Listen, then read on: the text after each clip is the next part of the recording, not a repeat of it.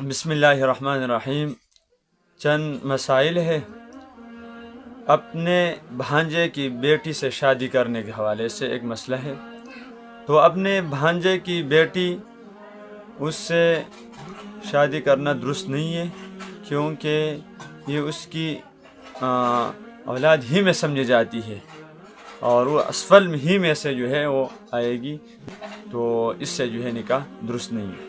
ایک صاحب ہے، وہ ایک جگہ سے دوسری جگہ منتقل ہوا اور یہ مسافت جو ہے اس کے ٹوٹل 48 میل یعنی 78 کلومیٹر طے ہوا۔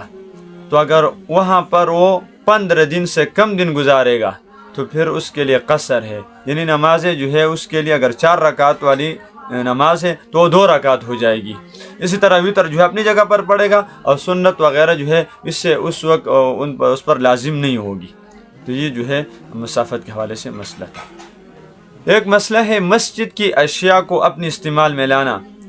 تو مسجد کی اشیاء کو اپنے استعمال میں لانا درست نہیں ہے، کیونکہ مسجد کی تمام چیزیں یہ وقف کہلاتی ہے، تو لہٰذا ان کو اپنے استعمال میں لانا، اپنی ملکیت میں استعمال کرنا یہ بالکل درست نہیں ہوگا۔ ایک شخص ہے اور اس کو کھانسی آ رہی ہے بہت زیادہ، تو اس شخص کو مسجد میں آنا اور مسجد کی جماعت میں شریک ہو کر پھر دوسرے لوگوں کو تکلیف جو ہے پہنچتی ہے اس کے ذریعے، تو لہٰذا ایسے شخص جو ہے وہ معذور سمجھا جائے گا، اس کو مسجد میں نہیں آنا چاہیے، کیونکہ مسجد میں دوسرے لوگوں کی نمازیں جو ہے اس سے خراب ہوتی ہے۔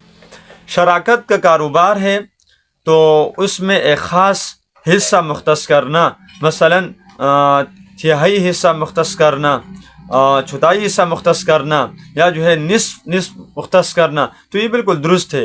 لیکن شراکت داری میں لاکھ کے اوپر اتنے پیسے رکھنا تو یہ جو ہے درست نہیں ہے، لہذا اس طرح مسئلوں سے جو ہے اپنے آپ کو بچائے اور ایسی صورت اختیار کی جائے جس میں دونوں کے لیے آسانی ہو۔ بیت اللہ نام رکھنا، تو بیت اللہ نام رکھنے میں کوئی حرج نہیں ہے، لیکن اس کی جگہ ہیبت اللہ نام رکھا جائے تو بہتر ہوگا۔ ویزا کی خرید و فروخت، اس حوالے سے مسئلہ ہے۔ تو ویزا کی خرید و فروخت بالکل جائز ہے، کیونکہ اس زمانے میں ویزا جو ہے وہ مال میں شمار ہوتا ہے، تو لہذا اس کا خرید و فروخت بالکل جائز ہے۔